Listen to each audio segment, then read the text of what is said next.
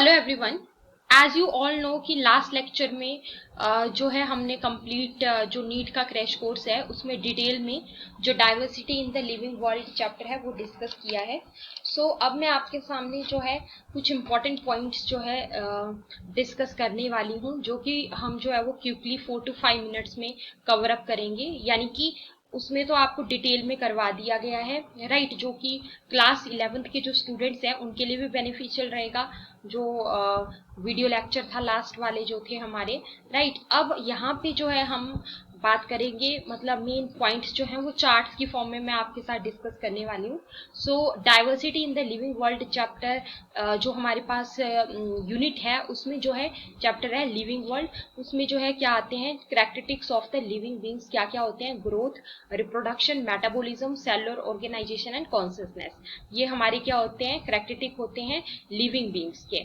और ग्रोथ के जो ट्विन कैरेक्टरिस्टिक्स हैं वो क्या है, increase in mass and increase in number of individuals, they are the twin characteristics of growth.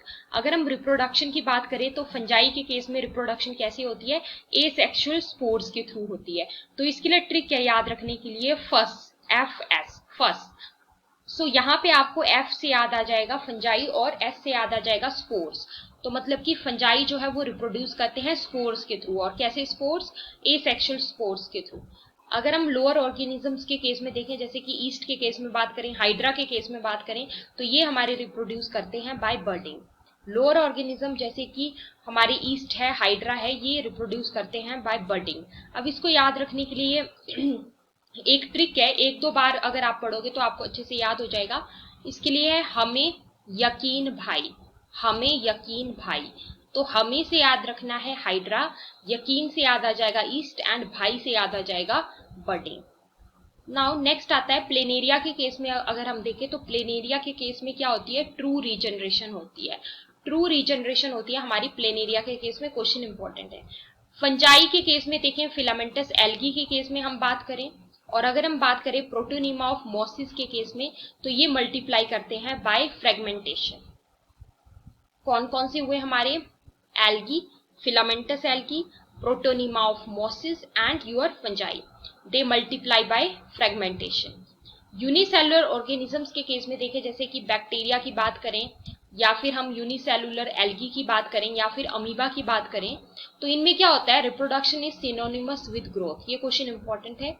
Question आ जाता है कि ऐसे कौन कौन से ऑर्गेनिजम्स हैं जिनमें जो है reproduction is synonymous with growth. तो ये होता है हमारा बैक्टीरिया के केस में, यूनिसेलुलर एल्गी और अमीबा के केस में। तो इसके लिए याद रखने के लिए ट्रिक है ए स्क्वायर बी। एक ए से बन जाएगा एल्गी, दूसरे ए से बन जाएगा अमीबा, और एक बी से बन जाएगा हमारा बैक्टीरिया।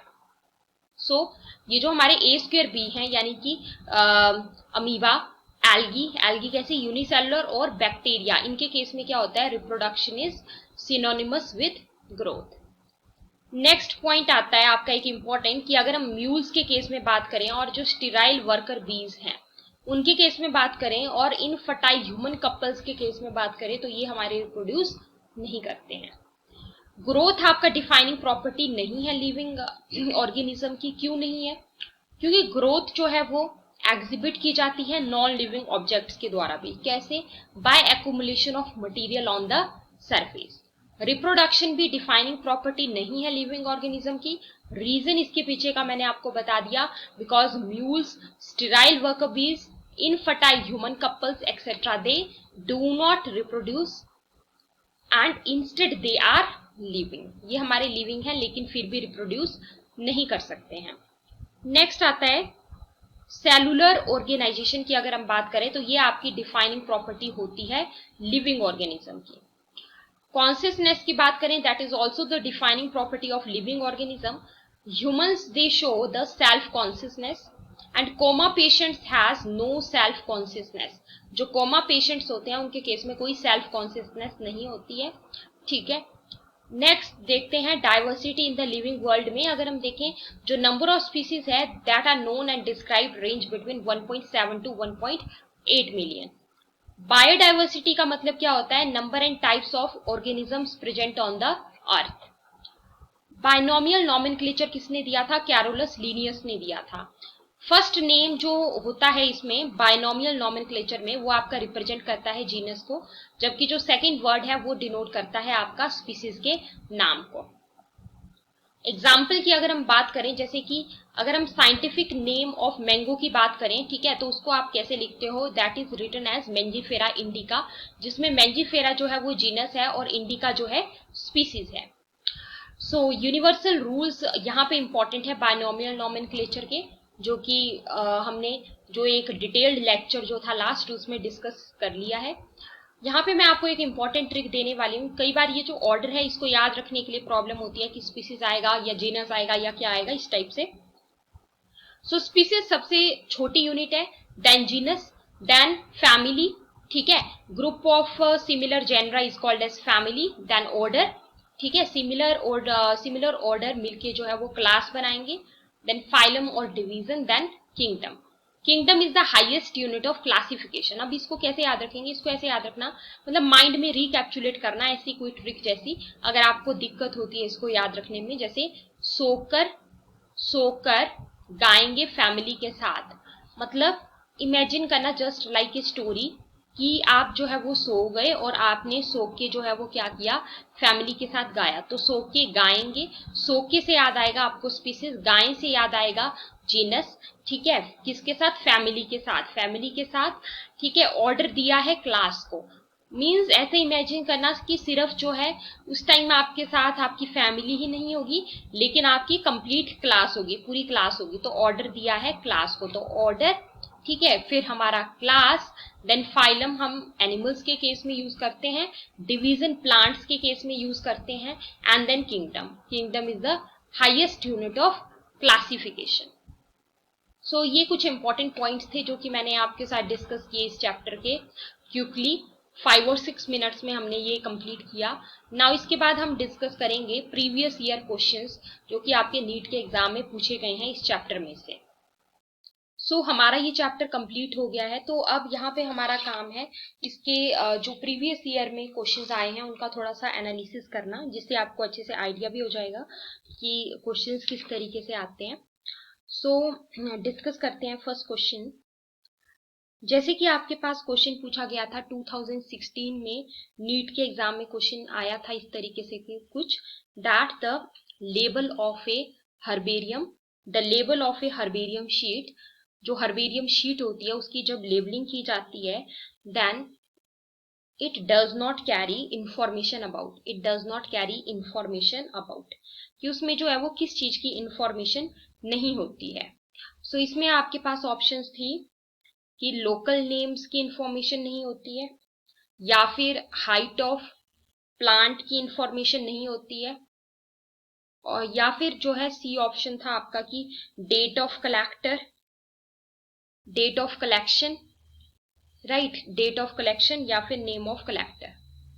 तो ये सारी चीजें जो है उसमें मेंशन की जाती हैं। जो भी आपका हर्बेरियम शीट है उसमें ये सारी चीजें मेंशन की जाती हैं। सिर्फ जो है एक चीज मेंशन नहीं करते हैं उसमें, क्या मेंशन नहीं करते हैं, that is you do not mention about the height of the plant. हम हाइट ऑफ द प्लांट को वहां पे मेंशन नहीं करते हैं, ठीक है। जैसे आपकी हर्बेरियम शीट है, तो हर्बेरियम शीट के ऊपर क्या किया जाता है, जो भी आपके ड्राइड प्लांट्स हैं, है ना, मतलब जिनमें मॉइस्चर वगैरह ना हो, उनको प्रॉपरली ड्राई करके जो है उस पे जो है पेस्ट किया जाता है हर्बेरियम शीट के ऊपर, और उसके ऊपर एक कॉलम होता है जिसपे जो है हमें मेंशन करना होता है उस प्लांट का जो लोकल नेम है वो, या फिर उसकी डेट ऑफ कलेक्शन भी साथ में, और किसने कलेक्ट किया, नेम ऑफ कलेक्टर, तो वो सारी चीजें। लेकिन उसमें हाइट ऑफ प्लांट का कॉलम नहीं होता है, तो इसका आंसर आ जाएगा आपका बी ऑप्शन। सो जो भी हम यहाँ पे क्वेश्चन डिस्कस कर रहे हैं प्रीवियस ईयर के, आप सबको क्या करना है कि एक बार अपने माइंड में सोचना है कि इस क्वेश्चन का क्या आंसर हो सकता है, राइट। तो इससे आपको थोड़ा बहुत एनालिसिस भी हो जाएगा, क्योंकि जस्ट चैप्टर पढ़ने के बाद ही हम यहाँ पे क्वेश्चन डिस्कस कर रहे हैं। So moving to the next one, next एक लेते हैं question. So match the following columns में भी यहाँ पे कई बार क्वेश्चन आ जाते हैं, जैसे कि हर्बेरियम से रिलेटेड क्वेश्चन आपका मैच द फॉलोइंग कॉलम में आया था, म्यूजियम से रिलेटेड आया था। तो इस टाइप से क्वेश्चन आ जाते हैं मैच द फॉलोइंग कॉलम में भी। जैसे कि हर्बेरियम जो है उसमें थोड़ा बहुत मैं आपको आइडिया दे देती हूँ कि इस तरीके से क्वेश्चन आते हैं। जैसे कि हर्बेरियम में आपका क्वेश्चन आया था कि मतलब मैच आपको करना था, तो उसमें था कि हर्बेरियम क्या है, it is a place where dried and pressed plant specimens mounted on the sheets are kept. और म्यूजियम से रिलेटेड क्वेश्चन आया था, तो म्यूजियम क्या होता है, म्यूजियम एक ऐसा प्लेस है जहां पर क्या होता है, कलेक्शन होती है किसकी, प्रिजर्व्ड प्लांट्स एंड एनिमल्स की, जहां पे कलेक्शन होती है प्रिजर्व्ड प्लांट्स एंड एनिमल्स की।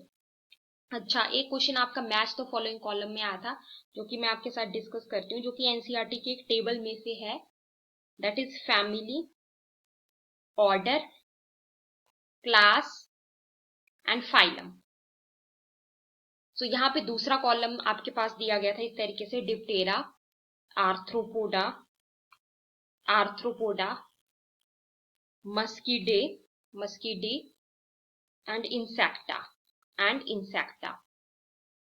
तो ये आपका कॉलम 1 एंड कॉलम 2 इस तरीके से means match the following columns में क्वेश्चन आपके पास आ गया था। तो देखते हैं कि ये चीजें किसके साथ मैच करेंगी। तो देखिए, फैमिली आपके पास यहाँ पे मस्कीडी है, ठीक है, लास्ट में ए ई आ रहा है ना, जैसे सोलेनेसी फैमिली होती है वैसे ही जैसे पोइसी फैमिली है, लास्ट में ए ई आया तो मस्कीडी क्या है, फैमिली है। ऑर्डर क्या है हमारे पास यहाँ पे, डिप्टेरा ऑर्डर है। एनसीईआरटी का एक टेबल है, ये क्वेश्चन आपके पास उसी टेबल में से है। सो क्लास की बात करें तो क्लास क्या है आपका, इंसेक्टा। फाइलम कौन है हमारा यहाँ पे, आर्थ्रोपोडा। तो इस टाइप से मैच द फॉलोइंग कॉलम्स में क्वेश्चन आ जाते हैं।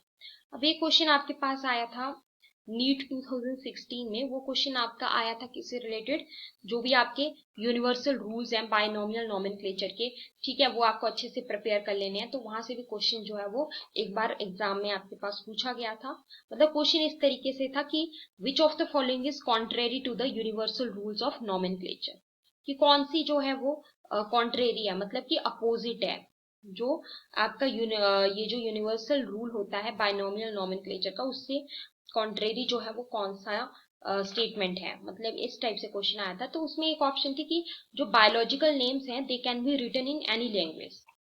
तो ऐसा नहीं होता है कि आप उसको जो है वो किसी भी लैंग्वेज में लिख सकते हो। जो आपके बायोलॉजिकल नेम्स होते हैं, जो बायोलॉजिकल नेम्स होते हैं, दे आर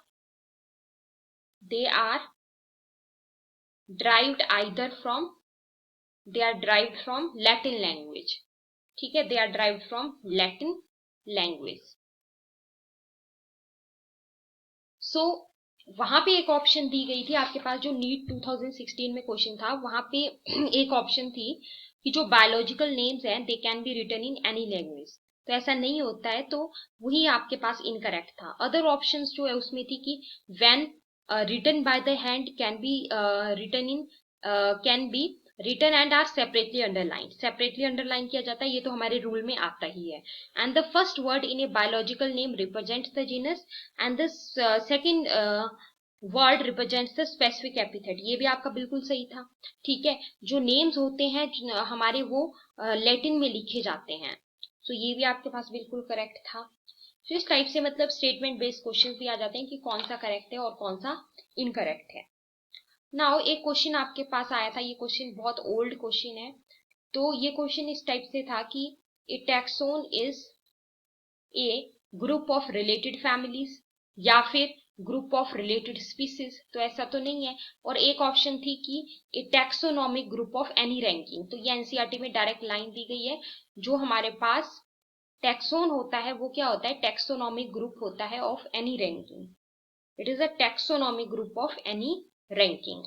कई बार जो सीक्वेंस मैंने आपको बताया टैक्सोनॉमिक कैटेगरीज का, वो जो स्पीसीज जीनस वगैरह का जो मैंने आपको बताया सीक्वेंस, ठीक है, वो भी कई बार रीअरेंज करने को आ जाता है। मतलब ऑप्शंस आपके पास दे दी जाएंगी और पूछ लिया जाता है कि कौन सा आपका करेक्ट है, इनकरेक्ट है। सो ये हमने यहाँ पे डिस्कस किया थोड़ा सा जनरल आइडिया कि प्रीवियस ईयर में कैसे कैसे क्वेश्चंस जो है वो पूछे गए हैं और इस टाइप से आपसे क्वेश्चन पूछे जा सकते हैं। सो आई होप आपको ये वीडियो अच्छी लगी होगी। अगर आपको वीडियो अच्छी लगी है, आप अपनी तरफ से कुछ सजेशंस देना चाहते हैं, तो आप जो है सजेशंस भी दे सकते हैं। और जो भी क्वेश्चंस हैं आज के लेक्चर के, वो आपको टेलीग्राम चैनल पे जो है वो अवेलेबल मिल जाएंगे पीडीएफ फॉर्मेट में। मतलब मैं आपको कंप्लीट जो इस चैप्टर के प्रीवियस ईयर के क्वेश्चंस आए हुए हैं, ठीक है, वो मैं आपको सेंड कर दूंगी। और उसमें जो है एक अलग से फॉर्मेट भी आपको मिल जाएगा जिसमें कुछ इंपॉर्टेंट पॉइंट्स दिए गए होंगे। तो टेलीग्राम चैनल आप ज्वाइन कर लीजिएगा। Thank you.